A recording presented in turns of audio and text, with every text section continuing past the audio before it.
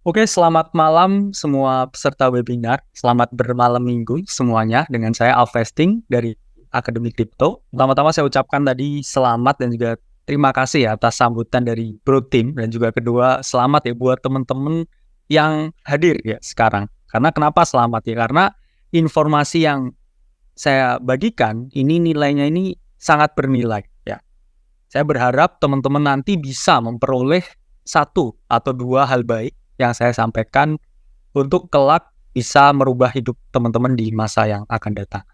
Karena saya juga tahu ya, ada beberapa orang ya atau pihak yang mungkin masih skeptical ya dengan keuntungan yang diperoleh dari market cryptocurrency ya. Banyak yang masih nggak percaya dan lain sebagainya. Meskipun sudah ada ya banyak bukti screenshot, namun ada juga ya yang masih belum percaya terhadap magic internet money. Ya, jadi saya malah senang ya karena masih ada yang nggak percaya. Karena itu menunjukkan ya berarti kalau apa yang saya sampaikan ini adalah kebenaran.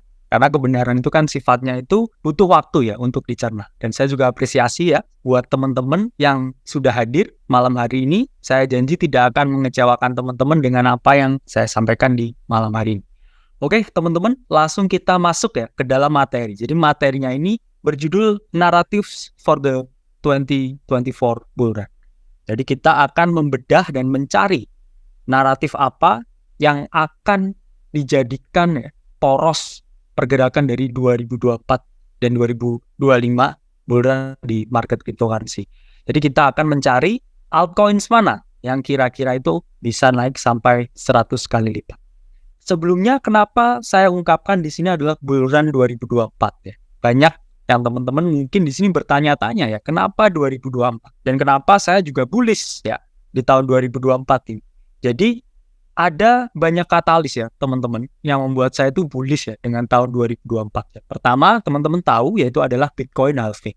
Jadi Bitcoin halving itu suatu event teman-teman yang mana ya setiap Bitcoin halving terjadi, reward dari para miner ini dipangkas sampai 50%. Sehingga secara data historis ketika Bitcoin halving ini terjadi, itu market cryptocurrency itu selalu ya mengalami kenaikan yang sangat signifikan. Dan kita akan mengalami event Bitcoin halving itu April 2024. Jadi kita bisa mulai ancang-ancang ya untuk mempersiapkan kira-kira ketika market ini naik, antisipasinya itu kita harus gimana ya? Apa yang harus saya investasikan dan berapa banyak ya. Kemudian di tahun 2024 itu juga berdekatan ya dengan pemilu di Amerika. Jadi juga ya secara historis ketika pemilu di Amerika itu mulai ya dan juga ada halving juga, itu market mengalami kenaikan yang signifikan.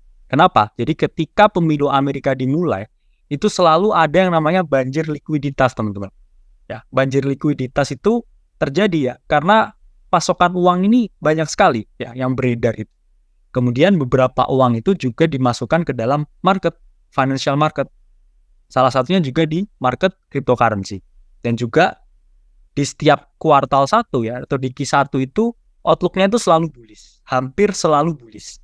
Dan yang terakhir yang membuat saya bullish ya di tahun 2024 itu adalah rilisnya Apple Vision Pro.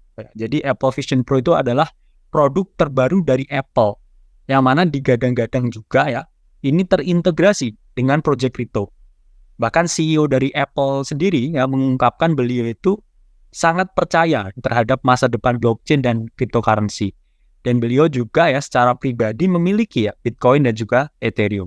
Sehingga ini 4 hal ya, 4 katalis yang membuat saya bullish dengan tahun 2024. Nah, ketika market ini uptrend dan ada potensi bullish, berarti kita bisa memposisikan diri untuk berinvestasi pada aset-aset cryptocurrency.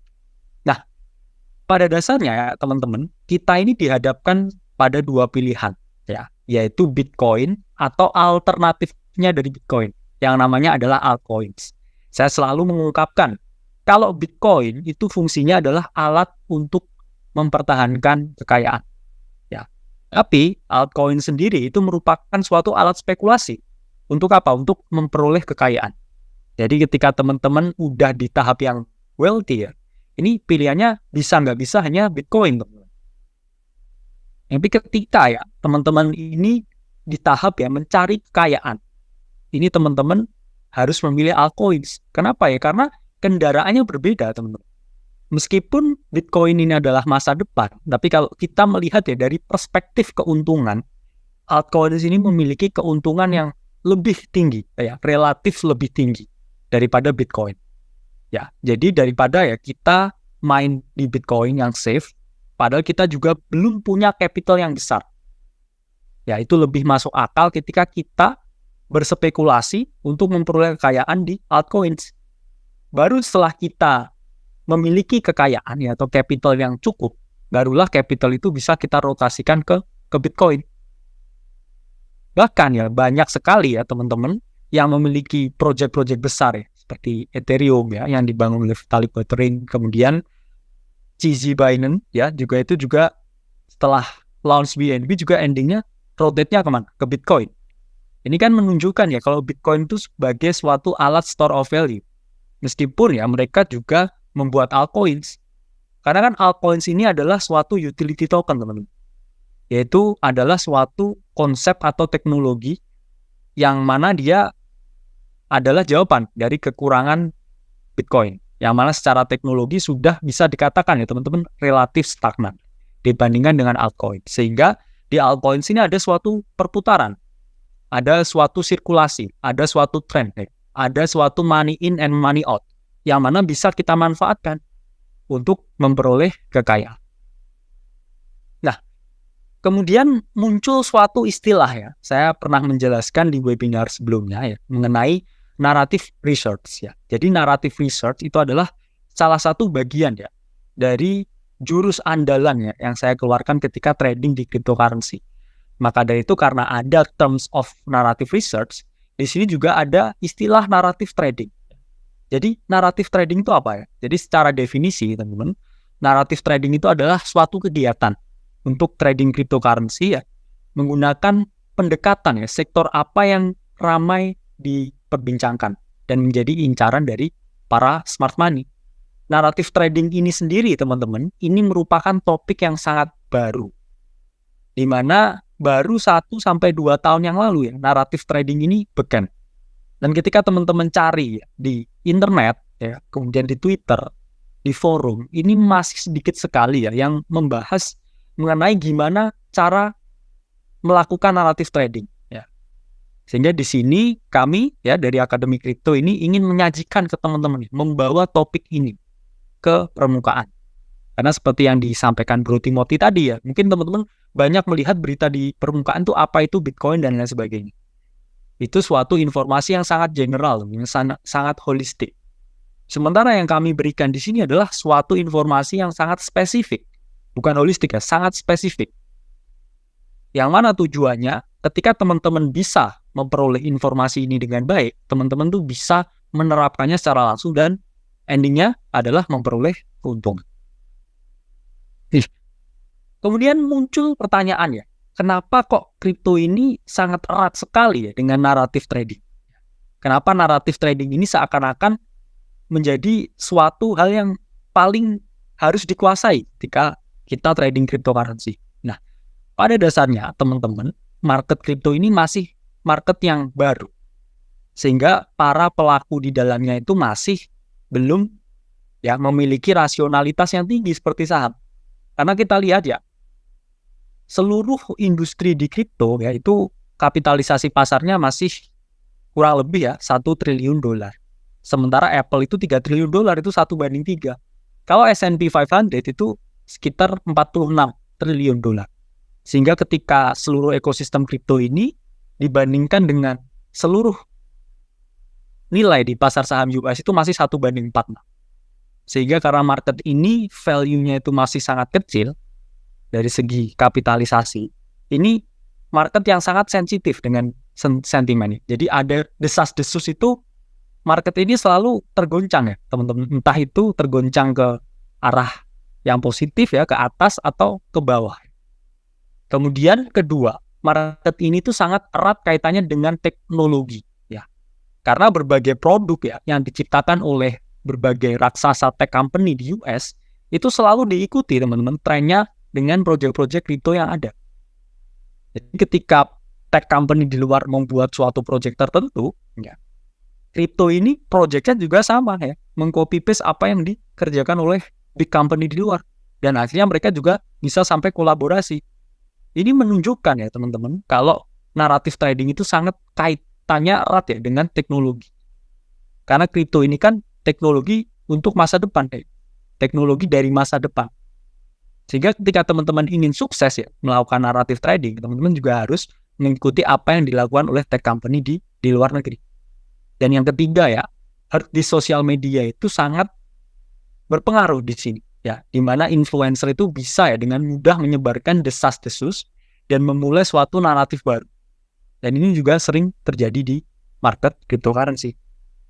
Nah, pertama ya, kita membahas mengenai market yang sensitif dengan sentimen ya, atau istilahnya itu sentiment based market. Ini apa contohnya? Itu ketika 2021 kemarin ya, Tesla itu dikabarkan membeli Bitcoin dan mempertimbangkan Bitcoin sebagai suatu alat pembayaran untuk mereka punya mobil. Dan kemudian apa yang terjadi teman-teman? Bitcoin naik ratusan persen setelah kabar itu. Jadi satu perusahaan aja yang mengabarkan membeli Bitcoin itu masuk uang miliaran dolar ya, ke dalam ekosistem kripto itu.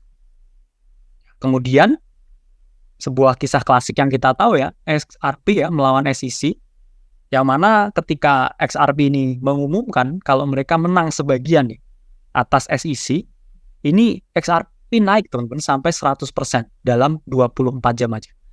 Ini kan menunjukkan ya betapa market ini masih sangat dipengaruhi ya oleh desas-desus dan juga oleh berita ya, oleh sentimen yang ditebarkan ya oleh berbagai pihak. Namun ya kita juga melihat peluang di sini. Ya bayangkan naik 100% teman-teman dalam waktu 24 jam. Jadi ketika teman-teman berinvestasi 10 juta itu jadi 20 juta teman-teman dalam 1 kali 24 jam kemudian. Ya, kita belum menemukan ya market yang benar-benar seagresif ini ya untuk kita bisa memperoleh keuntungan. Sehingga karena sifatnya yang sangat sensitif dengan sentimen, kita bisa memperoleh keuntungan di market ini ya, dan juga untuk memperoleh kekayaan yang nanti bisa bermanfaat untuk kita di masa yang akan datang. Kedua ya, kaitannya erat dengan teknologi. Ya, teman-teman masih ingat ya, ketika 2021 akhir ya, CEO-nya Facebook ini mengungkapkan ya, kalau beliau ini merubah Facebook menjadi nama Meta ya, Facebook di rebrand ke Meta. Ya. Jadi isu metaverse itu juga berkaitan erat ya teman-teman dengan industri di kripto ya. Pada saat itu ya berbagai koin-koin ya atau project cryptocurrency yang mengusung genre yang sama itu metaverse itu mengalami kenaikan yang sangat signifikan teman-teman. Bahkan ini koin-koin yang sudah memiliki kapitalisasi pasar sampai miliaran dolar. Ya, Sandbox naik berapa dalam 1 bulan? 992%. Ya. Kemudian mana ya? Decentraland naik 700% dalam 1 bulan. Kemudian koin Gala ya, itu naik 1098%. Ini padahal kapitalisasinya besar teman-teman. Ya, lalu apa yang terjadi ke koin-koin yang lebih kecil ya? Mereka naik itu 100 sampai 1000 kali lipat teman-teman. Ya, 100 sampai 1000 kali lipat. Ya. Jadi kemarin ada yang bahas ya, mungkin karena beberapa potongan video di podcast ya, saya menjelaskan kalau big win saya di Shiba Inu. Kemudian banyak yang berpikir kalau apakah saya hanya trade koin micin? Enggak ya, karena saya mengikuti naratif apa yang sedang ada ya di market. Karena sifatnya ini, smart money ini, naratifnya itu nggak bisa teman-teman gerak bersamaan ya. 5 naratif gerak bersama itu nggak bisa. Itu selalu hanya satu naratif yang gerak. Jadi ketika semua uangnya itu lari ke meme, apakah saya harus parkir uang saya di tempat yang nggak gerak? Ya itu kan berarti saya bukan seorang oportunis. Karena trading ini bukan morality contest ya teman-teman. Bukan tentang memilih baik dan benar ya. Atau salah dan benar ya. Karena ini adalah kita mencari keuntungan ya. Kita nggak pinter-pinteran ya di sini ya. Kita cari uang di sini ya. Jadi kita nggak memihak ya. Jangan bilang oh saya nggak mau misalkan trade ini ya. Karena nggak ada fundamentalnya. Ini kamu di sini kan memperoleh keuntungan tujuan utama ya. Jadi jangan samakan ya teman-teman trading ya dengan kegiatan lain. Karena kita harus mengikuti naratifnya kemana. Kalau misalkan mereka gerak di meme ya, saya juga masuk ke meme. Kemudian naratifnya gerak ke DeFi, saya juga masuk ke DeFi. Naratifnya gerak ke Metaverse, saya juga masuk ke Metaverse. Lalu gimana caranya? Itu akan nanti saya bahas di slide selanjutnya. Kemudian di sini ya teman-teman saya juga ingin menjelaskan ya, kalau sosial media itu perannya sangat penting dalam menyebarkan herd behavior. Atau para follower ini itu sangat mudah sekali terpengaruh dengan apa yang dikatakan oleh influencer di City. Ya, jadi teman-teman kalau yang nggak tahu City itu adalah crypto Twitter. Yaitu adalah tempat ya para komunitas kripto itu saling bertukar informasi. Itu di Twitter. Dan itu yang nomor 1 ya. Jadi kalau kita melihat ya kemarin ya, kita tahu ya ada suatu sosio platform ya, namanya Friendtech. Ya ini bahkan Friendtech ini secara revenue ya dalam 24 jam terakhir itu nomor 3 kan. Jadi protokolnya Friendtech itu volume transaksinya ya itu generate revenue sampai $700,000 teman-teman dalam waktu 1 kali 24 jam. Itu nomor 3. Ethereum ya yang mana merupakan chain ya yang paling profitable ya, jaringan yang paling profitable di blockchain itu hanya mengenerate ya revenue itu juga $1 juta dalam 24 jam terakhir. Ini benar-benar Friendtech ini ya hampir menyamai revenue yang dimiliki oleh Ethereum. Ini kan membuktikan ya kalau herd behavior yang disampaikan oleh para influencer ini berpengaruh dengan signifikan ke dalam sentimen dari market crypto. Ya, terus kemudian teman-teman juga ingat ya kemarin sempat ada BRC20 yang jadi perhatian ya di Twitter. Karena apa ya? Karena ada ya seorang anonymous ya yang bernama Domo ya beliau ini menjelaskan kalau kita bisa membangun ya di atas jaringan Bitcoin nih. Entah itu membangun NFT atau token. Yang mana dapat banyak pro dan kontra juga ya. Pro-nya berpikir kalau ini adalah suatu inovasi, tapi kontranya dianggap ya sebagai sampah ya yang mengganggu jaringan dari Bitcoin. Sehingga BRC20 ini tokennya ini mengalami kenaikan yang signifikan. Seperti yang bisa teman-teman lihat di dalam chart yang kanan. Itu terjadi teman-teman ya karena sosial media ini bisa menggerakkan dan memulai suatu naratif tertentu. Nih, kita ngomongin dulu ya, apa sih keuntungannya jadi yang pertama di setiap naratif. Ya, saya ini merupakan seseorang yang banyak sekali ya teman-teman masuk ke dalam saya bilang hampir semua naratif. Mungkin dari 10 naratif yang ada itu saya melesetnya atau saya yang tidak berpartisipasi itu kurang lebih 3. Tapi kalau itu direct trading ya, yang mana membeli suatu token ya atau aset kripto tertentu itu saya hampir selalu ada di sana ya, kecuali mungkin NFT dan lain sebagainya. Itu saya juga kadang tidak terlalu mengikuti. Tapi kalau kita ngomongin ya, yang diwujudkan dalam bentuk token, itu saya hampir bisa masuk semua dan bisa mencium ya apa kira-kira yang akan jadi naratif selanjutnya. Apa sih keuntungan jadi yang pertama? Ya jelas teman-teman dapat keuntungan yang lebih besar. Oke, setelah kita ngomongin keuntungan, ya, kita ngomongin risiko. Risiko teman-teman masuk pertama itu juga relatif lebih kecil.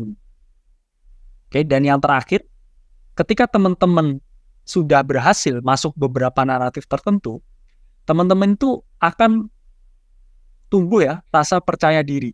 Dan juga teman-teman juga akan dianggap kredibel oleh orang-orang di komunitas. Ya, let's say teman-teman bisa menebak ya 5 dari 7 ya naratif terakhir yang terjadi. Itu berarti teman-teman dianggap capable dan next time teman-teman menyampaikan suatu informasi, teman-teman itu pasti akan dianggap sebagai orang yang berkompeten dan ini pasti benar. Berarti saya harus dengerin informasi dari dia. Dan itu sering terjadi di crypto Twitter, teman-teman. Nah, kita ngomongin dari segi perspektif keuntungan. Ini adalah koin mana, ya. Jadi ketika naratif metaverse terjadi, detik itu juga, saat itu juga, di minggu yang sama, di hari yang sama, teman-teman berinvestasi ke koin Decentraland atau mana, ya, itu teman-teman akan memperoleh keuntungan 700%, teman-teman, dalam waktu 1 bulan, ya. Let's say teman-teman telat 1 minggu, ya. CNN udah ngabarin ya, CNBC udah ngabarin, ya teman-teman udah agak di akhir-akhir nih.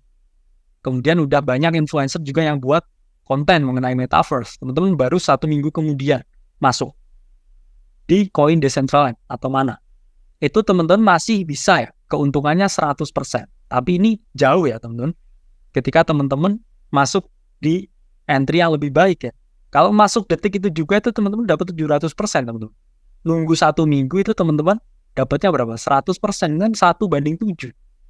Ya, ini 7 kali lebih banyak ya teman-teman ketika teman-teman ini bisa ya saat itu juga mengcapture ya naratif yang terjadi. Atau bahkan ketika naratif itu belum digaungkan. Itu keuntungan jauh lebih besar. Lalu pertanyaannya Kak, gimana Kak setelah saya masuk itu 1 bulan? Ya 1 bulan itu terlambat. 1 bulan itu udah di saat kamu menjual ya teman-teman. Ini mungkin udah masuk berita di TV teman-teman ya. Berita di TV ya, terus kemudian banyak tokoh-tokoh yang mulai ngomongin metaverse itu adalah top signal. Karena sesuatu yang masuk di TV itu adalah hal yang paling akhir teman-teman.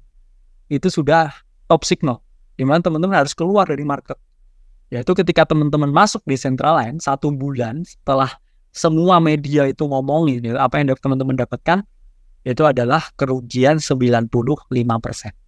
Ya. Berarti di sini teman-teman tahu ya, semua informasinya di sini itu sangat time sensitif. Masuk detik itu juga atau teman-teman telat, ketinggalan kereta. Saat ini juga teman-teman capture opportunity ini atau teman-teman nunggu lagi nanti. Ya karena sering ya saya itu terlambat ya terlambat ya juga ya, konsekuensinya tahu ya. Kalau ini udah nggak hot lagi, ini saya bisa memperoleh kerugian ketika saya masuk itu terlambat. Atau biasanya ya saya cari alternatif lain. Ya, koin dengan naratif sama yang secara perspektif risk to reward itu masih bagus. Mungkin koin itu memiliki kapitalisasi pasar yang kecil. Ya, atau relatively belum pump dibandingkan dengan koin-koin yang lain. Ini yang saya jadi contohnya adalah Decentraland. Mana ini sudah miliaran dolar kapitalisasi pasar. Sehingga ada alternatif ya, yang nanti juga akan kita bahas. Nah, kedua teman-teman, kita udah ngomongin rewardnya dulu ya, ngomongin yang enaknya dulu. Risikonya gimana ya? Risikonya itu jauh lebih rendah. Ketika teman-teman ini masuk di awal, ya, ini juga di mana atau di Decentraland. Ketika teman-teman masuk ya, before naratif itu happens ya, teman-teman put stop loss di mana? Ya, pasti beberapa persen ya, beberapa puluh persen ya di bawah swing low teman-teman masuk. Itu teman-teman ya hanya merisikokan ya 20-30%. Relatif sangat rendah. Terus kemudian 1 minggu kemudian ya teman-teman masuk ya ke naratif itu. Di mana teman-teman put the stop loss. Pasti di bawah swing low ya. Itu udah harga itu udah naik ratus-ratus% ya teman-teman baru masuk. Itu stop loss-nya teman-teman kalau ditarik ya dari titik teman-teman masuk, even itu adalah golden pocket-nya Fibonacci, ditarik ke swing low paling bawah itu 70-80%. Itu artinya apa? Itu artinya teman-teman hampir merisikokan seluruh asetnya teman-teman, seluruh position sizes-nya teman-teman. Let's say teman-teman investasi 10 juta ya dalam Decentraland atau mana ya. Ketika naratif ini gagal dan nggak terjadi, teman-teman hanya merisikokan 20-30%-nya, yang mana 2-3 juta. Tapi ketika teman-teman investasi di Decentraland 1 minggu ya, setelah naratif ini terjadi, stop loss-nya teman-teman itu ada di angka 7-8 juta. Yang mana ini naratifnya ini teman-teman terlambat ya, relatif terlambat masuk. Sehingga lebih enak mana ya? Cuman ngeresikoin 2 juta atau 7 juta ya. Saya milih resikoin 2 juta ya. Baru ya, margin saya yang lain atau modal saya yang lain, saya mungkin bisa diversifikasikan ke koin yang lain. Itu lebih bijak. Daripada kita terlambat ya, dan kemudian kita masuk ketika naratif itu udah jalan. Maka dari itu ya, saya sarankan ya, jangan chase the pump ya, tapi anticipating the pump. Anticipating the narrative. Jangan chase the narrative. Karena ketika teman-teman naratif itu udah terjadi, teman-teman jadinya the follower. Ya, saya menjelaskan kan ada 2 terminologi ya seorang trader di cryptocurrency adalah kontrarian dan follower. Kontrarian ini stop losses-nya ini 20-30%. Kalau follower, stop losses-nya 70-100% ya. Apalagi ya follower yang masuknya 1 bulan kemudian ya setelah semua tokoh ini membicarakan metaverse di TV. Teman-teman apa yang dapatkan itu adalah negatif 95%. Untuk naik lagi, untuk BEP itu teman-teman harus ya naik 900%. Itu nggak mungkin. Oke. Jadi di sini teman-teman harus memahami kalau risikonya ini tinggi. Ya karena risiko ini kan sebanding dengan reward-nya. Ya. Oke, next. Kemudian kredibilitas ya. Ini hanya salah satu aja yang saya share di sini. Jadi ketika teman-teman berhasil ya mengcapture suatu naratif, let's say, ini teman-teman nanti ketika ngomong di crypto Twitter, itu teman-teman pasti punya slide. Pasti, oh siapa nih yang ngomongin? Oh si A ya. Si A itu dulu pernah ya untung di Metaverse, untung di AI ya. Untung di meme coin. Itu sehingga teman-teman lahirlah suatu kredibilitas. Yang mana kredibilitas ini ya mungkin bisa teman-teman manfaatkan untuk membangun komunitas atau bertemu dengan teman-teman yang memiliki visi yang sama juga dengan teman-teman. Lalu udah tahu ya keuntungannya jadi yang pertama. Sekarang pertanyaannya, gimana ya cara jadi yang pertama? Gimana kamu beli di yang paling bawah, kemudian jual ya yang di paling atas? Gimana caranya jadi seorang kontrarian? Ini saya jelaskan. Pada dasarnya ada 3 teman-teman caranya. 1, teman-teman melakukan pengamatan sosial atau social observation terhadap segala hal. Kedua, mungkin teman-teman harus gabung komunitas. Karena apa? Karena komunitas ini adalah pintu ya dan jendela teman-teman ke kebebasan finansial. Salah satunya komunitas ini juga di Akademi Kripto ini. Jadi yang kita lakukan hari ini itu adalah untuk komunitas, teman-teman, for the community.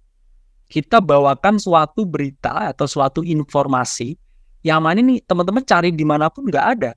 Karena ini lahir ya dari pengalaman ya, pengamatan dan percobaan yang kami lakukan bertahun-tahun untuk kami bisa menyampaikan kurikulum ini, teori ini. Ini teman-teman cari dimanapun juga nggak ada. Ya, itulah pentingnya teman-teman engage dengan komunitas. Dan ketiga, mungkin setelah 1-2 ini teman-teman mungkin mempertimbangkan ya langganan berita ya yang berbayar. Karena banyak sekali ya berita eksklusif ya yang sifatnya itu rahasia dan terbatas di dalam outlet-outlet berita yang berbayar. Nah, kita pertama ya ngomongin social observation itu apa ya? Social observation itu suatu proses yang lahir ketika teman-teman ini melakukan suatu pengamatan sosial. Ini contohnya pada metaverse naratif teman-teman. Ya, pertama apa yang teman-teman lakukan ya? Misalkan situasinya COVID. Ya, step pertama ya untuk melakukan social observation itu teman-teman harus ya melahirkan empati. Empati ini seperti apa ini? Seperti contohnya ya teman-teman lihat banyak sekali layoff di berita. Kemudian teman-teman berpikir ya gimana rasanya ya ketika teman-teman ini di layoff. Bayangkan sudah punya keluarga ya, punya anak, pasti punya masalah finansial. Teman-teman rasakan dulu ya empatinya. Baru ketika empati itu tumbuh ya, timbul, teman-teman baru bisa mengidentifikasi masalah. Oh, berarti layoff ini terjadi karena ada suatu virus sehingga kita tidak bisa bertemu ya atau bertatap muka ya secara langsung. Sehingga sehingga kita butuh bisa bertatap muka. Ya, meskipun tidak langsung. Ya akhirnya ya teman-teman baru bisa menemukan solusi sehingga solusinya itu ada ya pada suatu kata yang namanya metaverse. Ya, metaverse itu adalah suatu platform di mana teman-teman bisa ya bertemu dan bertatap ya tanpa harus bertemu langsung. Ya, teman-teman pada dasarnya nggak perlu invent the metaverse. Ya, teman-teman hanya perlu invest in the metaverse. Sama juga AI ya, empatinya mungkin teman-teman lihat ya ini banyak sekali pegawai ini yang hanya melakukan pekerjaan yang monoton itu terus tiap tahun. Terus teman-teman lihat ya dari segi perusahaan juga rugi juga ya karena mereka membayar tenaga kerja ya yang mana harusnya itu bisa diefisiensi. Sehingga ya teman-teman bisa mendefinisikan masalahnya apa ya karena belum ada alat yang bisa melakukan ya pekerjaan yang repetitif. Barulah itu ketemu di artificial intelligence. Ya, artificial intelligence ini adalah suatu solusi yang atas masalah dari efisiensi tenaga kerja. Akhirnya dia melahirkan suatu alat yang bisa melakukan pekerjaan yang monoton secara berulang-ulang. Nah, kemudian kita kedua ngomongin komunitas, teman-teman. Pada dasarnya komunitas ini nggak sepenuhnya ya bisa dipertanggungjawabkan informasinya. Kenapa demikian? Karena ya ketika komunitas ini gratis ya, atau ketika produknya itu gratis, itu kalian produknya. Contoh, misalkan di Twitter ya, teman-teman, Twitter itu mungkin source of information pertama, tapi sebenarnya itu bukan, teman. Jadi ketika informasi itu muncul di Twitter, itu ada forum-forum lain yang udah bahas itu lebih dulu. Sehingga mereka ini punya tujuan tertentu ya, dalam tanda kutip maksud tertentu. Mungkin mereka ingin mempromosikan sesuatu. Berarti kan kasarnya mereka mencari exit liquidity. Itu di Twitter. Jadi ketika teman-teman baca thread di Twitter ya tentang suatu project, it means itu udah dibahas berkali-kali ya di Telegram atau Discord. Ya, barulah yang kedua ini Telegram hierarki. Ketiga Reddit. Reddit ini forum di mana teman-teman juga semi tertutup seperti Kaskus tapi web based. Kemudian yang terakhir ini yang baru marak ini Friendtech. Karena di Friendtech ini juga banyak ya alpha sources atau informasi-informasi yang disebarkan oleh para influencer-influencer yang memiliki kredibilitas. Yang mana kan teman-teman juga nggak gratis kan, masuk Friendtech juga harus beli key. Dan yang terakhir ya menurut saya itu hierarki komunitas terbaik itu tetap di Discord. Karena di sini informasinya tuh bisa dipertanggungjawabkan ya, hampir bisa dipertanggungjawabkan karena yang share informasi di dalam Discord mereka tuh sangat mempedulikan ya. Mereka punya kredibilitas. Sehingga benar-benar dipikir sebelum mereka posting. Karena saya tahu ya, dan saya juga meriset credibility para pengguna Discord, user di Discord itu benar-benar dipertahankan, teman-teman. Sehingga Discord ini bagi saya, sepengetahuan saya ini adalah komunitas yang memberikan informasi yang terbaik. Nah ini contoh ya, saya dulu punya ya community di Discord ya. Saya memberikan bottom calls-nya Luna. Ini hanya satu dari ribuan ya informasi yang saya bagikan di Discord. Jadi dalam crash-nya Luna, itu para kontrarian seperti saya, seperti kami, ini bisa ya mencari di mana titik ini bisa bergerak naik. Ya, ketika semua orang panik ya, kehilangan uangnya di Luna, itu kita memperoleh keuntungan 150 kali, teman-teman, hanya dalam waktu 1 minggu. Bayangkan ya, 1 minggu ya, kenaikan 150 kali. Bukan persen, teman-teman ya, 150 kali. Jadi itu kita lempar ya, istilahnya uang yang siap hilang itu 10 juta ya teman-teman jadi 1,5 miliar. Ya, 10 juta jadi 1,5 miliar. Ini adalah informasi yang dibagikan di Discord, teman-teman. Berarti kan Discord ini benar-benar suatu tempat yang sources-nya ini paling bagus, paling berkualitas, paling difilter, dan yang paling pertama biasanya. Ya, jadi ketika di Twitter ini kan orang biasanya keluar-keluar ya, udah saya dapat ini, saya dapat ini. Tapi pertama itu selalu di grup chat di Discord. Dan itu pasti. Hampir 90% selalu di Discord. Ya. Kemudian opsinya ini ketiga, teman-teman bisa berlangganan berita premium. Kan selalu bilang ya saya, ketika produknya itu gratis ya, kalian adalah produknya. Jadi ketika kalian menikmati ya, berbagai media-media yang sifatnya gratis ya, media yang di permukaan ya, media massa, ini kan kalian adalah produknya. Karena mereka membuat berita itu yang menggiring opini kalian. Karena mereka gratis kan. Ya berarti kalian produknya. Tapi kalau teman-teman lihat ya banyak sekali ya sources dari berita ini yang tipenya ya ini adalah berbayar atau premium. Ini The New York Times ya teman-teman, dalam 1 bulan itu orang yang membayar ya untuk membaca The New York Times itu 7,5 juta orang. Ini banyak ya. The Washington Post ya 3 juta, Wall Street Journal 2,4 juta dan seterusnya. Ini menunjukkan ya kalau para smart money ini mereka ini gila akan informasi dan mereka itu nggak pelit ya untuk mengeluarkan uang untuk memperoleh uang yang lebih banyak. Jadi jangan pelit ya teman-teman dengan informasi, entah itu untuk pendidikan atau entah itu untuk teman-teman melakukan suatu riset.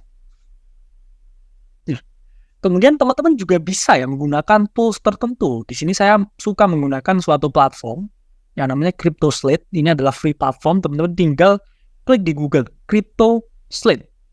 Oke. Nah, pada dasarnya CryptoSlate ini merupakan suatu platform yang mana mengkategorikan berbagai sektor dan juga berbagai naratif tertentu. Sehingga di bagian kiri ini teman-teman bisa klik ya koin dan juga sektor tertentu. Ya, misalkan itu ada metaverse, ada DeFi, ya, kemudian ada DEX dan lain sebagainya. Itu teman-teman akan diberi informasi ya, koin apa yang ada di naratif tersebut, koin apa yang ada di sektor tersebut, dan juga informasi lainnya seperti website dan juga tokenomics dari masing-masing project itu. Terus caranya menggunakan gimana Kak? Kalau misalkan saya udah tahu ya, misalkan koin ABC ini ada di naratif ini, dan naratif ini misalkan akan naik, saya prediksikan akan naik. Teman-teman bisa satu ya, itu klik di dalam logonya itu untuk mengetahui ya website dari koin ini. Itu cara pertama. Cara kedua, teman-teman bisa mensortir volume perdagangannya. Ya, pada dasarnya smart money, whales, kemudian VC, fund manager, itu ketika mereka sudah mengakumulasi istilahnya, beli barang, itu volume perdagangannya selalu spiking, teman-teman. Ya, volumenya tiba-tiba spike. Itu tandanya apa? Ada yang beli. Jadi teman-teman tinggal sortir aja ya volume perdagangan dari sektor tertentu ya. Misalkan dari 20 sektor ini, langsung teman-teman urutkan sektor perdagangannya. Oh, misalkan tiba-tiba ini sektor LSD, 1 minggu ini yang paling tinggi daripada yang lainnya. Terus kamu cek juga harganya. Oh, ini kayaknya ada yang mengakumulasi. Itu tandanya besar kemungkinan bahwa next naratif itu yang terjadi adalah LSD. Ini adalah salah satu jenis ya istilahnya kuantitatif analysis yang tipis-tipis lah ya. Di kripto itu ada juga kuantitatif analysis atau analisa kuant. Yang mana toolsnya itu mahal ya teman-teman. Karena mereka mendeteksi aktivitas on-chain ya, atau aktivitas dalam blockchain. Ya. CryptoSlate ini juga cukup bagus ya. Teman-teman lihat aja ya. Ini volume perdagangannya ini dari semua exchange. Sehingga valid ya. Teman-teman tahu naratif apa yang kira-kira sedang diakumulasi oleh smart money. Karena smart money ini tipikalnya juga mereka harus cari barang dulu teman-teman. Baru setelah barangnya ini dapat semua ya, mereka buat berita di media. Ya, jadi ketika mereka ini buat berita di media ya, itu sebenarnya teman-teman harus harap-harap cemas ya. Karena mungkin ya ada kemungkinan kalau mereka udah punya barang dulu. Ya. Sehingga ini adalah langkah pertama, yaitu adalah screening volumenya dari setiap sektor dan juga setiap naratif. Lalu gimana nih ya? Cara mengatur portofolio, saya selalu bilang bahwa living for trading ya, atau trading for living, itu teman-teman harus punya banyak sekali uang. Sehingga teman-teman butuh ya sources lain seperti gaji atau bisnis yang mana ini mendukung teman-teman punya portofolio. Dan saya selalu bilang, alokasi portofolio itu 70% itu harus spot. Ya, future-nya itu 30%. Atau kalau teman-teman tuh lebih safe lagi atau moderate lagi, di 10% future-nya nggak apa-apa. Bahkan 100% spot pun nggak apa-apa. Saya juga punya banyak teman ya, yang mana dia alokasi portofolio itu hampir spot semua. Dan itu bisa menggandakan asetnya dengan berkali-kali lipat. Jadi dia trading hanya naratif, hanya nunggu momentum, yaitu 2-3 bulan aja trading dalam 1 tahun, tapi dia bisa melipat gandakan sampai puluhan kali portofolio. Sementara kadang ya teman-teman yang berkecimpung setiap hari di future, yang panik terus ya, jantungan terus, ini kadang juga portofolionya kalau dibandingkan dengan mereka ya, yang wait and see, kemudian tahu ya, seperti serigala itu teman-teman. Jadi ketika nggak ada mangsa ya dia nggak trading. Nggak FOMO harus ada posisi hari itu enggak. Tapi dia benar-benar tahu momentum di mana dia harus trading, itu yang malah yang paling tinggi ya ROI-nya. Jadi portofolionya year to date-nya itu yang paling tinggi. Ketika dia bisa mencium ya, kapan dia harus mencari mangsa. Saya juga membuat ya di sini portofolio cheat sheet. Pada dasarnya ketika teman-teman ini portonya ini masih di bawah 100 juta, itu mau gak mau ya teman-teman harus sangat agresif. Ya. Karena sangat agresif ini ketika teman-teman ya amit-amit ya kehilangan semua portonya. Ini teman-teman masih punya another day to thrive ya. Tapi saya yakin ya, ini nggak seperti kasus yang viral ini ya teman-teman, nggak kok ya kalau trading ini nggak pakai leverage dan benar-benar tahu ya sizingnya yang tepat, ini nggak sampai itu uang sampai 0 itu nggak mungkin ya. Itu adalah misconception. Ya, ini ketika teman-teman portofolio di bawah 100 juta ya, strategi sangat agresif, naratifnya itu hanya satu teman-teman. Teman-teman harus benar-benar one shoot one kill. Kenapa hanya satu Kak? Ya karena ketika teman-teman 100 juta itu pecah ke dalam berbagai naratif, itu teman-teman nggak fokus. Dan juga nggak fokus itu kaitannya dengan gains yang teman-teman peroleh, keuntungannya itu nggak signifikan teman-teman. Ya, sehinggalah ketika teman-teman itu portonya itu sekitar 1 miliar, yaitu strateginya bisa moderate aja ya. naratifnya bisa sampai 3. Teman-teman bagi ya 300 juta ke 3 naratif ya. Misalkan naratif meme coin, naratif DeFi, sama misalkan satunya adalah layer 1 ya. Itu teman-teman bisa. Dan ini ya yang teman-teman ini udah misalkan financial freedom, saya tahu beberapa ada yang financial freedom sampai porto kriptonya 10M itu ada juga ya. Itu bisa main strategi yang aman. Itu bisa sampai 10 naratif, atau ketika teman-teman sudah nggak ada opsi lain ya, Bitcoin aja ya. Karena nilai uang itu kan juga menurun terus ya ketika teman-teman hanya biarkan di bank. Nah, risk profile-nya gimana ya? Mau nggak mau ya, ketika porto itu masih di bawah 100 juta, itu tuh nggak ada pilihan lain kecuali micro to low caps. Kenapa ya? Karena micro to low caps itu bisa menghasilkan keuntungan ya puluhan sampai ratusan kali lipat. Meskipun ya resikonya itu juga lebih besar. Mungkin mereka bisa terkena hack ya, atau developernya tidak mendevelop dengan baik ya, atau kemudian misalkan komunitasnya nggak grow. Itu resiko yang teman-teman mungkin hadapi. Sehingga portfolio allocation-nya juga harus bagus. Meskipun teman-teman juga berinvestasi ya pada micro to low cap. Ini 1-2 tahun tuh hasilnya teman-teman, ini mungkin bisa terlihat. Ya karena kan teman-teman agresif ya. Dan ketika alt season, ini koin-koin kecil ini juga kenaikannya itu sangat tinggi sekali teman. Jadi teman-teman tinggal seperti istilahnya bajing loncat ya. Apa yang saya lakukan ya, nanti saya buat video koin apa saja yang saya beli, timingnya kapan, kemudian entry exitnya bagaimana. Itu juga akan saya jelaskan ya. Kemudian ketika teman-teman medium to high cap, ini mungkin agak sedikit lama ya teman-teman, mungkin 5-10 tahun. Tapi kan di sini ya teman-teman pengen yang lebih safe ya. Ini bisa ya, mungkin sampai 2 cycle teman. Jadi bull run ke depan sama bull run ke depan selanjutnya. Terus yang terakhir, yang ini mungkin sudah di tahap financial freedom, ya portofolionya udah di atas 10 miliar ya. Nah, saya ini nggak ada pilihan lain selain Bitcoin ya, karena likuiditasnya mau kemana lagi? Ya, dia udah bisa menggerakkan suatu harga atau price making suatu aset tuh bisa. Sehingga nggak ada likuiditas yang lebih tepat kecuali ditaruh di Bitcoin. Dan ini nggak ada time limitnya. Bitcoinnya pun di hold sampai tua ya, sampai mati pun ini nggak ada ruginya. Ya karena daripada ini hanya jadi fiat teman-teman. Oke. Langsung ke bagian yang teman-teman nanti-nanti ya, teman-teman paling sukai. Yaitu apa yang akan jadi naratif di 2024. Oke. Disclaimer alert ya. Saya beri disclaimer dulu.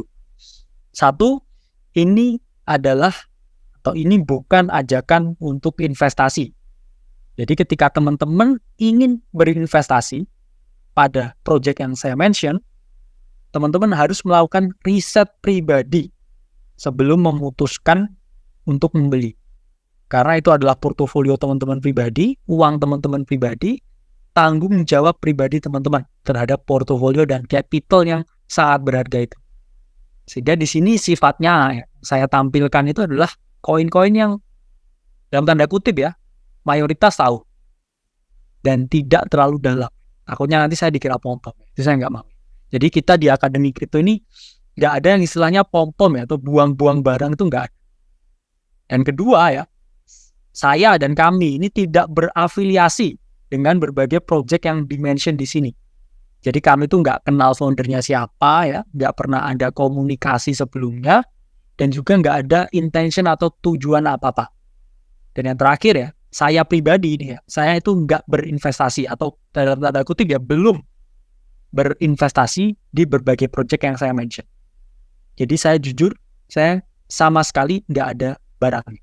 Jadi yang saya mention ini pure educational research, yang mana tujuannya adalah mencerdaskan teman-teman, memberi pemahaman pada teman-teman mengenai naratif trading.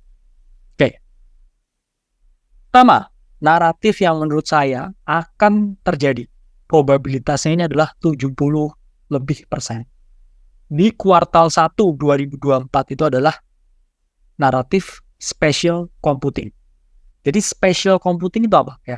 Special computing itu merupakan teknologi ya, teman-teman, untuk memvirtualisasikan komputer dalam kegiatan manusia sehari-hari. Yang kita tahu ya teman-teman, selama ini komputer itu seperti apa sih teman-teman? Itu yang seperti ada PC-nya ya, yang nyala-nyala itu ya, udah ada layar dan lain sebagainya. Atau kita lihat laptop misalkan, seperti yang saya gunakan ini. Ini adalah komputer yang sifatnya ini 1.0, teman-teman. Kenapa 1.0? Karena kita masih membutuhkan dalam tanda kutip hardware. Keyboard ini adalah fisik ya. Ada sentuhan fisiknya. Saya ketik ini juga pakai keyboard. Berarti kan ada uniknya. Ada bentuknya. Sementara ya, spatial computing narrative ini mengvirtualisasikan komputer ya di dalam VR headset. Jadi teman-teman nanti ya, untuk mengoperasikan komputer ini hanya perlu di kacamata ini. Nulis, ngetik itu di kacamatanya itu. Edit video juga di kacamatanya ini. Ini teknologi yang dikeluarkan ya di tahun 2003. Ya. Research-nya itu di MIT. Namun baru bisa terlaksana. Ini sekarang. Karena ada keterbatasan teknologi di zaman dulu. Jadi untuk memvirtualisasikan komputer ini nggak mudah ya dulu ya. Karena kendala hardware itu tadi. Sementara ini menjadi mungkin ya dengan teknologi ya yang ada saat ini. Ini saya nggak ngomong konspirasi dan lain sebagainya. Mungkin ya at some point komputer ini ditanamkan di otak ya, di chip. Jadi seperti teman-teman yang pecinta film Black Mirror ya, atau series Black Mirror itu, teman-teman lihat komputer ini sudah sama ya dengan realitas yang ada di dunia. Ya mungkin misalkan saya lagi webinar gini tapi sebenarnya cuma di mata aja ya, webinar.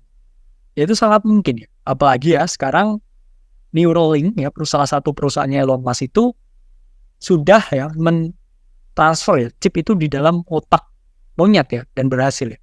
Jadi monyetnya ini bisa berperilaku atau behave dengan memori ya, dengan kemampuan sama seperti manusia. Ini adalah suatu terobosan teknologi ya yang sangat mutakhir ya. Dan kadang mungkin kita belum tentu ya siap dengan perubahan yang sangat cepat ya, apalagi yang sifatnya sangat disruptif. Dan spatial computing ini menurut saya bisa menjadi suatu hal yang sangat disruptif di market. Jadi ini beda ya dengan metaverse ya teman-teman.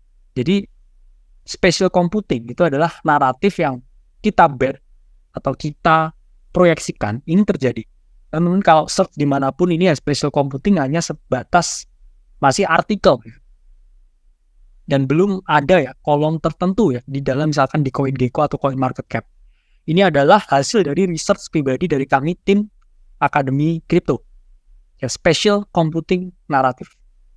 Mengapa ini bisa terjadi di 2024? Nah, jawabannya tahu ya teman-teman. Apple Vision Pro. Jadi Apple di kuartal 1 2024 ya, 3 bulan pertama di 2024 itu dikabarkan akan merilis headset Apple Vision Pro yang mana merupakan Apple First Spatial Computer. Ya, ini udah ada ya teman-teman. Keywordnya adalah spatial computer. Jadi ini same vibe dengan apa? Dengan Facebook. Yang mana Facebook itu mengungkapkan ya, kalau misalkan kita akan membranding ya sebagai Meta. Ini satu vibe. Apple dengan Facebook atau dengan Meta ini sama besarnya teman-teman. Perusahaan yang sama besarnya, yang pengaruhnya sama dan juga memiliki ya, infrastruktur untuk mewujudkan berbagai visi ini dalam level yang sangat masif, yang semua orang bisa menggunakan. Bahkan ya yang terakhir ini ya, Mark Zuckerberg ini dan Lex Fridman ya, ini berdua ini melakukan interview, tapi dalam metaverse itu, dan itu sangat real ya teman-teman. Bahkan seperti nggak ada bedanya ya, Mark Zuckerberg yang asli dengan yang metaverse. Ini mengerikan. Jadi Apple Vision Pro ini meluncurkan spatial computer. Ya, ingat ya, keywordnya bukan metaverse, tapi spatial computer. Nah, lalu kita membahas ya, project-project apa aja yang kira-kira ya ini diuntungkan dengan adanya spatial computing. Jadi yang saya bahas ini adalah project yang sekarang udah ada. Working product-nya juga udah ada. Dan tidak ditutup juga ya kemungkinan nanti mendekati atau ketika spatial computing naratif itu sudah digaungkan, ini banyak sekali ya teman-teman project kripto setiap hari yang bermunculan, ingat ya. Dari kata-kata saya ini bisa diingat ya. Yang mengusung tema yang sama, yaitu spatial computing. Ya sama ya kayak metaverse kemarin ya, kayak AI itu ya. Bahkan sampai koin-koin meme itu diplesetkan ya, ada intelijennya belakang ya. Misalkan Doge Intelligence itu juga banyak sekali ya di kripto itu seperti itu. Ya ini saya ingin teman-teman mempositioning diri lebih dulu ya. Saya harus gimana di naratif ini supaya teman-teman punya spare time waktu yang cukup untuk melakukan riset pribadi. Ya, ini adalah beberapa project yang udah besar, yang udah running. Jadi ini nggak ada pom-pom, ini semua projectnya miliaran ya, dolar ya market capnya. Yang mana ini butuh uang puluhan ya, sampai ratusan miliar menggerakkan harganya. Yang pertama adalah Render dengan CoinTick ya, atau ticker name RNDR. Ya. Render itu apa? Render itu adalah suatu project yang mana melahirkan GPU yang based on blockchain. Jadi Render ini sudah bekerja sama ya, dikabarkan sudah bekerja sama dengan Apple untuk produk Apple Vision Pro ini. Jadi ini di top list ya teman-teman, Render RNDR. Ini dikabarkan sudah positif ya, resmi bekerja sama dengan Apple, dan juga RNDR ini nanti akan membantu rendering dari Apple Vision Pro ini. Jadi kan pasti GPU ya, processing power atau computing power itu dibutuhkan yang sangat tinggi. Bayangkan teman-teman biasanya itu komputer itu harus ada GPU aslinya ya teman-teman, ada VGA aslinya ya, ada motherboardnya, ada store-nya. Ini tuh cuman virtual teman-teman, bayangkan. Gimana caranya bisa memproses ya suatu informasi yang lebih kompleks. Ini pasti ya, Render atau RNDR ini ada di top list yang kira-kira saya betting di sini ya, karena ini juga market cap-nya besar ya, 100 besar ini semua. Ini bakal menjadi salah satu ya yang paling diuntungkan ya, atau ini adalah lead gainer-nya di special computing naratif. Kedua ada Sandbox ya, ticker SAND ya, salah satu yang terbesar. Ini CEO-nya ini mengungkapkan ya, kalau Apple Vision Pro ini disinyalir ya, bakal meningkatkan industri metaverse juga. Jadi spatial computing ini suatu device ya, atau sektor tertentu ya. Kalau naratifnya ini adalah metaverse ya, metaverse dan juga spatial computing. Tapi masih nyerempet-nyerempet teman. Ya. Karena CEO-nya Sandbox ini dia menjelaskan ya, beliau ini menjelaskan ya, kalau nantinya project-projectnya Sandbox itu harus bisa beroperasi di dalam Apple Vision Pro. Sehingga apa ya? Sehingga Sandbox ya ada kemungkinan ya bangkit dari tidurnya, yang mana setelah metaverse itu selesai ya, Sandbox ini kan terjun bebas ya harganya. Yang ketiga ya ada Decentraland ya, tickernya mana. Decentraland ini juga salah satu ya game Web3 metaverse ini yang terbesar, yang mana mereka ini bisa menghadirkan ya istilahnya hyper realistic performance ketika Apple Vision Pro ini hadir. Jadi CEO-nya juga sangat menyambut positif ya teman. Nanti harapannya itu benar-benar Apple Vision Pro ini live up ya expectation metaverse, yang mana dulu itu juga masih terkendala dengan apa? Dengan infrastruktur, dengan hardware. Hardware itu udah mahal ya, sulit dicari dan juga banyak yang nggak compatible. Tapi kalau Apple yang buat teman-teman lihat iPhone ya, mana yang nggak compatible sama iPhone? Semua itu mengikuti Apple. Semua akhirnya bisa di iPhone. Kemudian yang keempat ada Stephen, ya, ticker GMT. Ya, GMT ini merupakan project yang, ingat ya teman-teman ya, yang konsepnya itu work to earn. Jadi tokenomics-nya mungkin agak ya sedikit dalam tanda kutip Ponzi ya, karena bisnis modelnya juga nggak terlalu bagus. Tapi GMT ini merupakan project crypto pertama ya teman-teman yang menerima pembayaran menggunakan Apple Pay. Jadi ketika integrasi Apple Pay itu diumumkan, ini GMT ini naik 17%, saya ingat 17% dalam satu hari. Dan yang terakhir Engine Coin atau ENJ. Jadi ENJ ini adalah dompet untuk aset-aset metaverse. Ya. Jadi Engine ini udah bisa di-download ke Apple Store ya. Jadi ketika teman-teman mau download misalkan NFT yang eksklusif dari metaverse tertentu, ini bisa menggunakan walletnya dari Engine. Ini beberapa koin-koin ya yang diuntungkan dengan project spatial computing. Kedua adalah real world asset narrative.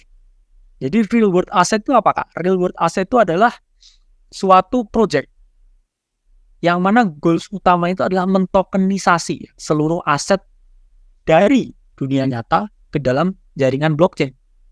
Jadi saat ini teman-teman risetnya itu berbagai sektor ya di dunia, berbagai aset itu hanya dikuasai atau bisa ditokenisasi oleh dua perusahaan besar. Ya, saya nggak sebut ya perusahaannya apa. Jadi semua aset di dunia itu pada dasarnya itu yang mentokenisasi itu hanya dua perusahaan besar. Kenapa ini bisa hold? Ya karena kita ya sebagai investor itu butuh ya seluruh aset di dunia ini juga dimiliki semua makhluk di bumi. Jangan sampai hanya dimiliki ya dalam tanda kutip beberapa kaum tertentu aja. Kenapa ini bisa hot? Kenapa ini bisa populer? Jadi CEO-nya BlackRock ini mengumumkan bahwa the next crypto naratif itu bisa ya lahir dari real world asset. Yang mana ini adalah berita eksklusif juga ya, teman-teman. Jadi real world asset ini bisa jadi salah satu naratif yang terbesar. Ini mungkin juga sama ya dengan suatu narasi ya dari yang disampaikan World Economic Forum. Kalau di tahun 2030 ini kita mungkin nggak akan memiliki apa-apa, tapi akan tetap bisa bahagia. Ini mungkin satu visi dengan adanya RWA ini. Jadi semua aset ini ditokenisasi, teman-teman. Terus kemudian semua orang harus bisa memilikinya. Nah, ada beberapa project ya yang diuntungkan ya dengan naratif real world asset ini. Pertama ya, tak lain dan tak bukan adalah Chainlink atau Link. Link ini ya, koin yang udah established lama dan fokusnya di RWA ini dia ingin melakukan ya suatu terobosan ya, mentokenisasi uang yang ada di dunia nyata. Jadi dalam tanda kutip ya ini sebenarnya DeFi ya, Decentralized Finance. Yang mana ya tokenisasi itu juga merupakan salah satu fungsi ya, dari sektor finance kalau di dalam kripto. Ada rumor juga yang mengatakan kalau Chainlink ini bakal dipakai teknologinya untuk CBDC ya, atau Central Bank Digital Currency. Yang mana ketika itu terjadi ya jelas Chainlink ini akan bangun ya dari tidurnya dan juga mengalami kenaikan yang signifikan. Ya. Saya ingat Link ini merupakan call saya pertama ya, atau signal ya, trade signal yang saya berikan di Akademi Kripto dan sudah hit ya TP2 ya, dari saya entry masuk tuh di harga kalau nggak salah ya sekitar naik hampir 10-15% ya, dari signal yang saya buat. Kemudian kedua ada Macre, tikernya MKR. Macre ini ya, ini project yang ingin menghasilkan ya suatu ekosistem ya pengembangan DeFi yang rendah biaya ya. Jadi sama ya, intinya DeFi tapi ada embel-embelnya RWA. Ini makanya saya bilang ya, ketika suatu naratif itu muncul, teman-teman harus menyaring mana yang idenya ini benar-benar original, mana ini hanya refurbish, mana ini yang hanya dikasih embel-embel naratif tertentu untuk naik hype-nya. Teman-teman harus bisa memilah ya. Kemudian yang ketiga ya, Centrifuge atau CFG, yang mana ini adalah mengembangkan ya DeFi dengan likuiditas yang terbatas. Jadi yang tiga atas ini saya selalu ambil dari top ya coin market cap di sektornya. Nah, jadi saya nggak ada maksud pom-pom dan lain sebagainya, dan juga kami nggak ada posisi ya di berbagai koin ini. Ini hanya pure ya research untuk suatu education purpose. Baru yang menurut saya ya, memiliki benar-benar ya kegilaan tentang real world asset itu adalah keempat dan kelima, yaitu Labs dan Rio. Labs itu apa? Labs itu adalah suatu project yang dikeluarkan oleh Labs Group. Jadi pada dasarnya ya Labs Group ini ingin mentokenisasi ya seluruh real estate yang ada di dunia dalam bentuk NFT atau token. Ini agak gila ya. Jadi Labs Group ini nanti pengen ya patung Liberty itu ditokenisasi di NFT sehingga ada nilainya, bisa diperdagangkan oleh orang-orang nilai. Kemudian misalkan menara kembar ya di Singapura, menara kembar di Malaysia ya itu akan ditokenisasi ya. Jadi NFT semua orang bisa trade. Itu kan suatu ide yang out of the box dan gila ya sebenarnya teman. Maka itu nggak ada project crypto ini yang sebenarnya nggak inovatif ya. Semua inovatif di sini. Karena teknologi yang baru menggunakan jaringan blockchain. Dan yang terakhir ya Rio ini bukan project yang gila karena ini RWA dengan market cap kecil yang impian ini mentokenisasi ya teman-teman seluruh aset di dunia. Jadi ada pohon ya, kemudian ada laut itu ditokenisasi semua. Ya purpose-nya ini sangat ini ya tidak sesuai dengan pakem yang ada. Inilah kegilaan ya dari visi para founder dari project-project itu ini. Mereka itu nggak pernah thinking ya inside the box ya, atau out of the box ya, mereka tuh thinking kayak nggak ada boxnya. Seakan dunia ini nggak ada boxnya. Bagaikan suatu kanvas putih ya, bagi para founder kripto yang memiliki visi yang sangat visioner. Oke, naratif ketiga apakah? Ini adalah cyber security naratif. Ya, jadi naratif ini kaitannya dengan keamanan jaringan di blockchain ya. Saya kan udah melihat ya, banyak sekali terorisme ya yang terjadi. Mungkin kalau era 2000-an awal, terorisme itu adalah bom ya, dan juga senjata api. Ya mungkin kemarin ya, kita kaitannya dengan ya, mungkin senjata biologis ya, dan lain sebagainya. Saya nggak menyinggung pandemi tertentu ya. Tapi nanti ya, mungkin terornya itu bentuknya adalah cyber security. Teman-teman bisa bayangin nggak ketika teman-teman buka saldo di BCA tiba-tiba 0? Ya, atau tiba-tiba satu hari ya, internet di seluruh dunia mati karena diserang hacker. Teman-teman bayangkan kengerian ya yang terjadi di dunia. Ya, ini pasti ya terjadi kepanikan dan juga pasti shutdown ya semua ekonomi ya, yang pasti menyebabkan kerugian itu sampai ratusan triliun. Kalau dunia ini misalkan internetnya ya shutdown satu hari. Bahkan yang paling ngeri ya, mungkin orang-orang yang lagi sakit ya atau dioperasi di rumah sakit ini bisa meninggal ya, karena banyak data online yang harus kerutam ya. Inilah ya teman-teman ngerinya dan pentingnya naratif cyber security ya. Ini masih belum digaungkan ya. Jadi yang kita riset ini benar-benar kita riset ya independen dari tim Akademi Kripto ya, saya, Timothy dan juga tim-tim lain ini research ya. Kira-kira naratif-naratif ini kemana ya arahnya? Dan salah satunya ketiga ini kita mencium ya, melihat ada potensi cyber security. Nah, mengapa ini bisa populer ya? Satu ya, jadi banyak ya ternyata ya teman-teman perusahaan itu yang diam-diam ya ketika bear market di 2022 itu malah berinvestasi ke perusahaan-perusahaan cyber security. Apalagi ya kita melihat ya adanya ChatGPT yang mana merupakan suatu AI ya yang sangat friendly dan benar-benar bisa digunakan sehari-hari. Itu teman-teman coba cek ya security-nya itu gimana. Ya. Ini teman-teman ini bisa memiliki potensi exploit data yang berlebihan. Yang mana bisa pasti ya merugikan banyak orang ya teman-teman. Bisa merugikan banyak orang. Bahkan ya teman-teman ada suatu prediksi ya dari Justin Pope ya, salah satu analis juga yang top di bidang company. Jadi bull market selanjutnya itu mungkin hadir ya dari suatu saham yang bergerak di cyber security. Jadi perusahaan besar ini saling ya berinvestasi ke cyber security karena ini uangnya bisa lari ke sana ya. Kalau semua ini sudah melek ya akan cyber security dan ada suatu kejadian hack massal yang levelnya terorisme. Karena teman-teman yang mungkin lihat seriesnya Mr. Robot tahu ya, kalau hacker itu bisa menghancurkan dunia dalam skala teror yang sangat tinggi. Ya ini sehingga kita juga harus mawas diri. Apalagi kita yang hidupnya itu hampir semua digital. Uang di digital ya. Kemudian identitas sosial di digital. Bayangkan itu semua tereksploit. Itu adalah suatu terorisme yang mungkin bisa terbesar ya sepanjang sejarah umat manusia. Proyeknya apa aja ya? Cyber security yang paling tinggi ini adalah Forta. Ticker name-nya Fort ya. Forta ini adalah proyek yang bergerak di bidang keamanan blockchain ya. Jadi dia sistem machine learning. Sehingga ancaman dalam komunitas kripto ini didetek dengan Forta ya. Scam-scam di kripto ya, dan lain sebagainya itu didetek dengan kripto ya. Jadi kripto di sini dia menggunakan sistem machine learning, dia membaca ya semua possibility ya, scam yang mungkin terjadi. Kedua ada Sentu. Ticker name-nya CTK.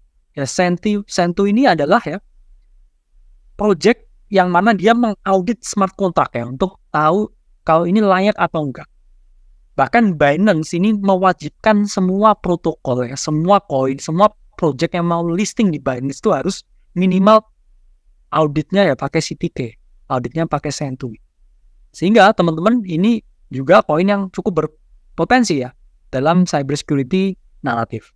Kemudian ketiga, Hacken Token ya. Ticker name-nya HIVE.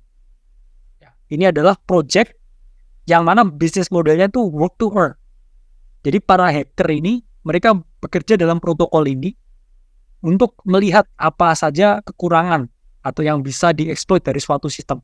Jadi yang dia tervalidasi di sini ya untuk mengerjakan hacking ini akan memperoleh high. Jadi bisnis modelnya adalah work to earn. Kemudian yang keempat adalah lossless atau LSS. Jadi LSS ini adalah produk ya untuk mendeteksi suatu exploit di smart contract yang mungkin terjadi di sebelumnya. Dan yang terakhir ya, Polyswarm atau NCT. Jadi NCT ini sifatnya seperti antivirus. Jadi teman-teman copy paste ya file contract yang mau teman-teman unggah ya atau mau teman-teman deploy ke jaringan blockchain. Jadi Polyswarm ini mendeteksi ya amannya ini berapa persen dan sektor apa aja yang bisa ditingkatkan dari teman-teman punya smart contract. Oke, jadi cyber security ini ada chance untuk bisa besar di bulan selanjutnya. Yeah. Dan kemudian di sini naratif privacy. Ya, privacy ini juga kaitannya erat dengan cyber security. Kenapa demikian ya? Karena di era ini ya, teman-teman, di era yang serba informasi, kita setiap hari bersosmed ria kan. Apa yang kita lakukan di sosmed? Kita menukar informasi setiap hari di sosmed.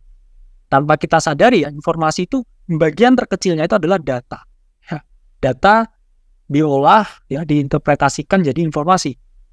Teman-teman tahu nggak kalau selama ini data kita itu ya diambil ya oleh para pemilik sosial media yang masih web 2 ini sifatnya. Ini data kita itu tersentral teman-teman. Teman-teman ini nginep di hotel mana ya, makan apa, ini sebenarnya para pemilik atau para tech company yang memiliki aplikasi ini tahu. Sehingga privasi ini merupakan hal yang harus dan sangat dilindungi ya, di dalam aktivitas ya para pelaku cryptocurrency. Karena teman-teman juga tahu ya, dalam 1 tahun kemarin ada 8 ya bilioner kripto ini yang meninggal dunia karena dibunuh. Ini menunjukkan ya teman-teman kalau privacy ini hal yang harus dilindungi, terutama dengan data konsumen. Mengapa ini bisa populer ya teman-teman? Ini banyak yang sudah membicarakan masalah ini ya. Itulah kenapa SEC ini syaratnya sudah sangat kompleks teman-teman ya.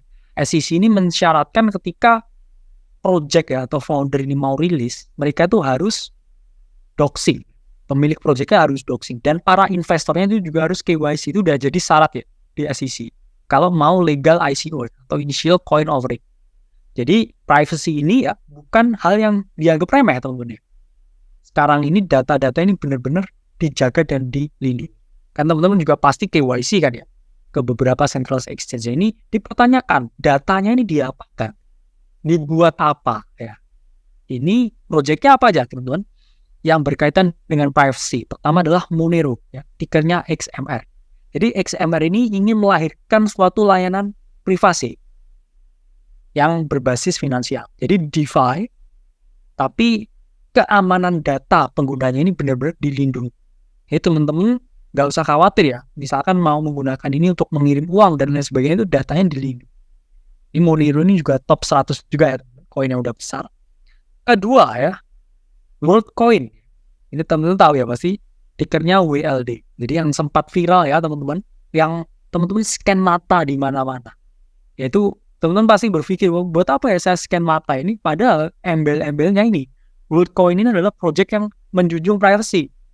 Karena mereka punya misi ya, ini ingin menjaga privacy dari penggunaan data setiap makhluk di bumi.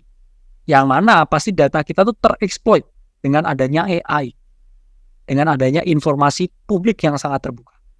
Jadi WLD ini sebenarnya malah project yang ingin melindungi privacy teman-teman.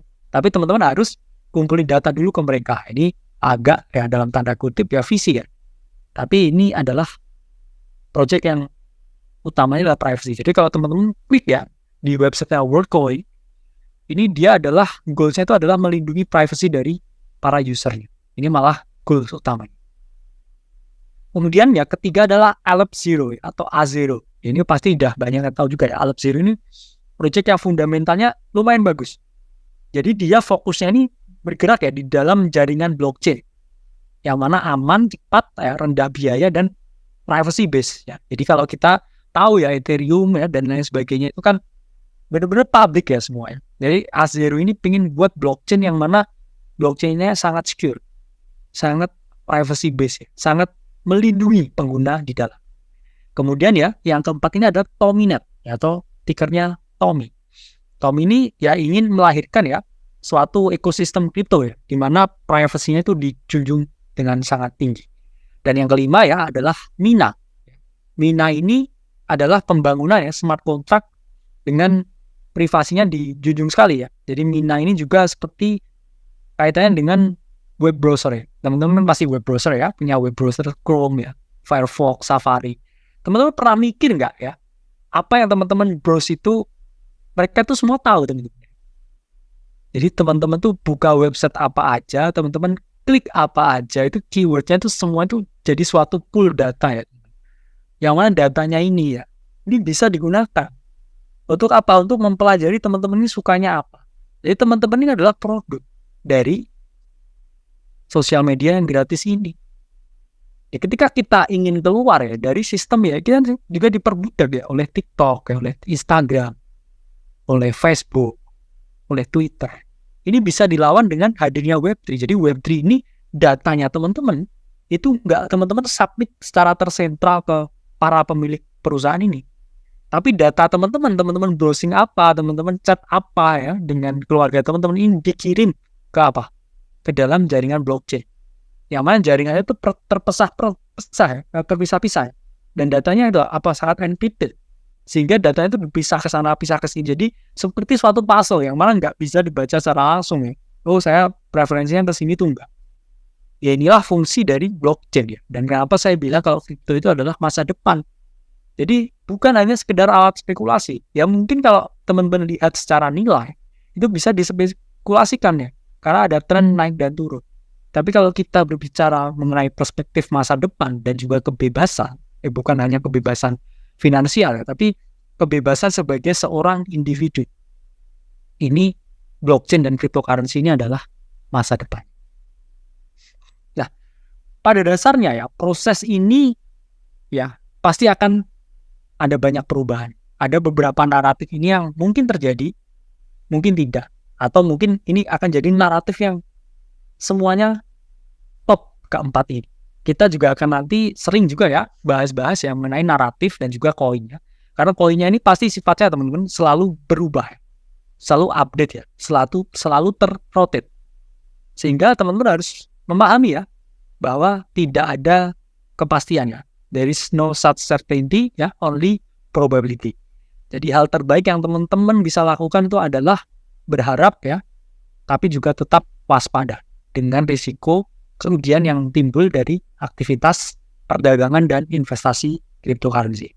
Nah, tapi informasi di kripto ya ini sifatnya tuh sangat time sensitive ya teman-teman. Mengapa time sensitive ya? Seperti hari ini ya, ada berita serangan di Israel. Teman-teman bisa apain? Ya nggak bisa apa-apa ya. Misalkan teman-teman hanya melihat dari luar ya, itu sehingga teman-teman butuh ya suatu komunitas ya yang memberikan informasi ini dengan sangat real time. Karena di sini informasi ini sangat time sensitive ya. Berarti harus detik itu juga ya bereaksi, detik itu juga membeli ya. Detik itu juga take profit. Karena di sini semua bergerak dengan sangat cepat.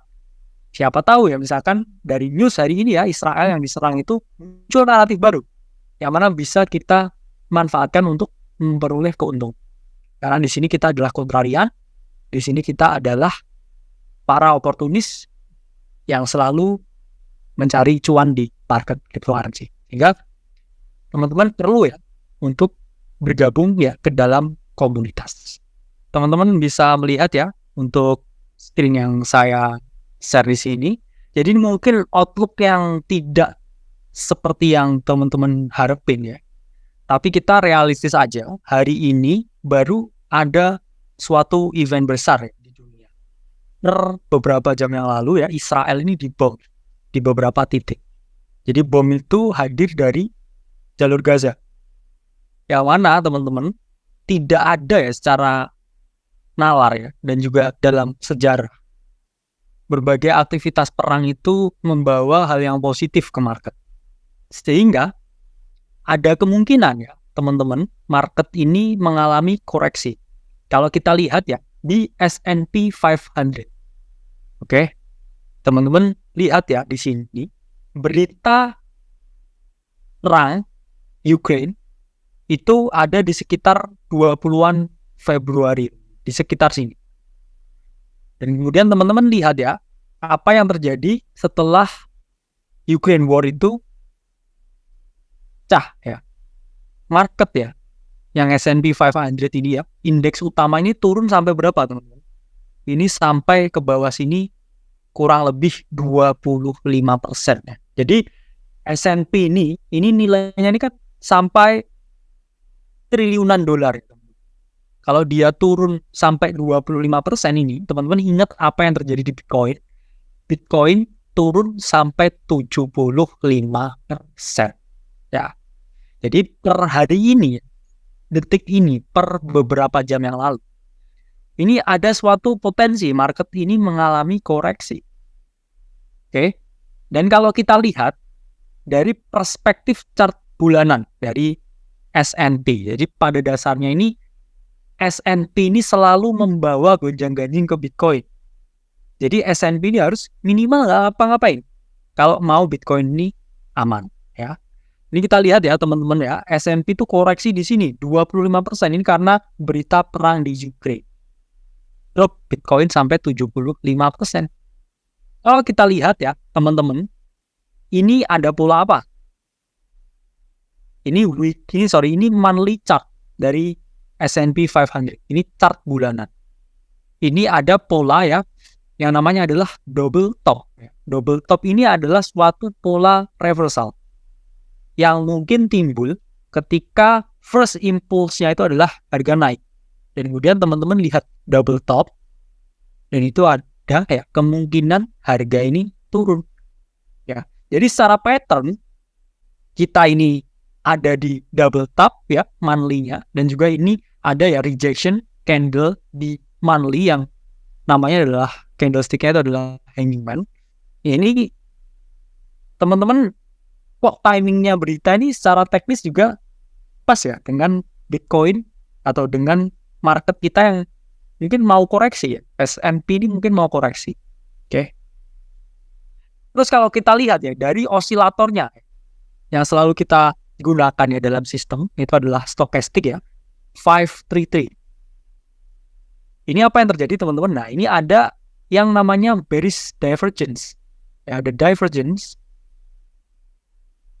Dan kemudian di sini stokastiknya ini udah cross ya teman-teman. Cross ke bawah, yang artinya ada suatu kemungkinan ya teman-teman kita bakal retest ya area oversold.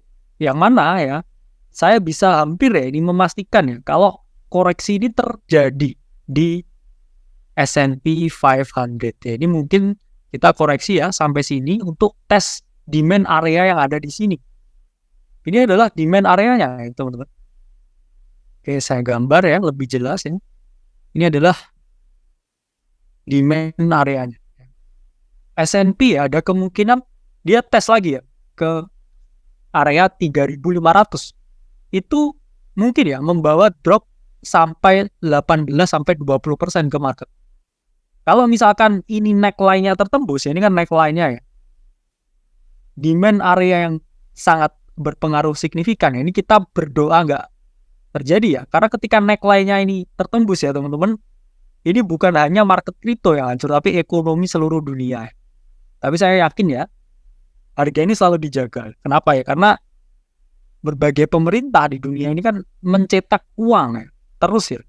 Likuiditasnya selalu dipump di market. Karena apa? Ketika market ini berhenti pump, ini yang mati itu ekonominya seluruh dunia. Ini bayangkan ketika neckline ini tertembus, teman-teman, S&P seperti ini. Ini adalah event Black Swan.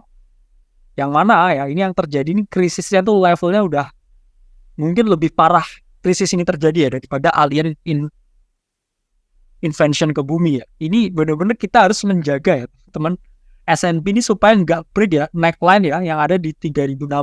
Ini event katastrofik yang diungkapkan Robert Kiyosaki ya setiap tahun ya, atau misalkan Michael Burry ya selalu Michael Burry, beliau ini lagi short sebenarnya, lagi short S&P ya. Tapi Michael Burry ini tipikalnya ini, beliau ini yang memprediksi ya krisis global financial crisis di tahun 2008. Jadi mungkin nggak tahu ya, karena beliau ini kan sudah trader yang yang di handle uangnya kan juga miliaran dolar ya. Jadi pasti banyak sekali ya informasi yang dipertimbangkan. Ini outlook-nya S&P. Nah kalau kita lihat ya outlook-nya Bitcoin. Tadi kan saya sudah menjelaskan ya outlook-nya bullish ya. Outlook-nya itu bullish di 2024 ya. Ada 4 hal ya, Bitcoin bullish ya. Salah satunya adalah halving ya, kemudian Apple Vision Pro release ya, kemudian tahun pemilu, dan juga outlook di satu yang selalu bullish ya. Ini Bitcoin ya, kalau kita melihat ya pakai super trend ya teman-teman. Ini adalah indikator yang secara sistem kita gunakan di dalam akademi kripto untuk menilai apakah kita ada di bull atau di bear market. Jadi kalau kita pakai super trend, kita lihat weekly-nya ya teman-teman. The last time kita di August ya ada di super trend, ya ini apa yang terjadi ya teman-teman? Di sini Bitcoin ini mengalami ya kenaikannya ini sangat signifikan ya teman-teman. Kenaikannya bukan kenaikan yang kaleng-kaleng ya, tapi ini benar-benar bull market ya. Bitcoin naik 571% ketika kita berada di super trend. Dan sekarang ya kita ini juga ada di weekly super trend-nya ya. Apakah ini akan menjadi suatu pertanda ya, awal yang positif ya, ataukah berita dari perang ya Israel ini akan menggonjang-ganjingkan market ya? Ini benar-benar real time ya, update ya. Kalau tadi market ini ya ini belum ini ya, S&P kan masih ini weekend ya, jadi kita belum bisa mantau ya. Oke. Jadi teman-teman harus tahu ya, di sini kita sedang ini ada di fase yang benar-benar kontradiksi ya antara kripto dan juga US stock market. Ya, tapi kalau kita melihat ya secara trend line di sini ya, Bitcoin ini juga belum sepenuhnya aman ya. Kalau ini kita lihat ya secara weekly ya. Karena kita ini ya break di trend line ini ya. Dan kita bisa ya dinyatakan bullish itu kalau kita benar-benar bisa close di atas ini ya teman. Ya, ini seperti ini. Kita harus merangkak seperti ini dan seperti ini ya, untuk kita naik di 2024 halving. Tapi ini posisinya ya, kita break trend line ini ya, dan kemudian ini ada potensi head and shoulder ya. Sekalipun kita melakukan koreksi ya, selama kita weekly itu masih di atas ya super trend ini, ya ini kita masih ya wait and see ya untuk posisi di altcoin ya jelas. Tapi kalau BTC ya mungkin teman-teman bisa ya melakukan metode DCA ya, seperti yang dilakukan Bro Timothy ya. DCA melihat momen, kalau diskon beli lagi ya, kalau diskon beli lagi. Sekalipun itu saya ya mungkin memberikan prediksi ya, ini maksimal ya kita cuman pol-pol itu ya retest ke area mungkin 20-an ribu ya. Sekalipun ini head and shoulder-nya valid ya, dan kita turun ke sini ya. Sekalipun turun ke sini ya, kembali ke low di 2023 ya, di sekitar 16-an ribu ya. Ini kita juga masih area yang cocok ya untuk kita cicil ya Bitcoin, yang mana not a bad discount ya. Jadi teman-teman mungkin ya ketika udah beli di awal sini ya, ini saat yang tepat ya sebenarnya untuk mengurangi posisi ya, take profit. Karena satu, ada berita perang ya Israel itu. S&P monthly possibility double top. Kemudian Bitcoin ya break the trend line ini, dan juga dia ada kesempatan ya atau probabilitas untuk head and shoulder. Meskipun ya super trendnya ini masih di dalam keadaan yang bullish ya. Jadi skenario-nya ya ketika dia bisa break area psikologis 30.000, itu kita bisa ya langsung pasang ya target itu demand area ya yang ada di sini ya, di angka 34.000 ya, kemudian 40.000. Itu targetnya. Tapi kemarin saya udah buat calls ya di dalam Discord Akademi Kripto ya untuk entry Bitcoin. Dan ini lagi floating profit ya 2% ya dari yang saya share kemarin. Itu untuk chart yang sifatnya time frame lebih rendah. Ini kalau kita lihat time frame yang rendah ya teman-teman, ini sebenarnya masih relatif bullish ya. Ya ini H4 ya, kemarin saya buat calls itu di sini ya teman-teman ya.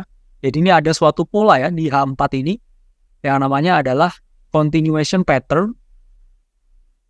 Ini adalah bullish pennant ya teman-teman. Ini breakout ke sini Ya ini sempat kemarin ada istilahnya liquidity gap ya, atau liquidity hunt ya, atau deviation atau stop loss hunting di sekitar sini ya.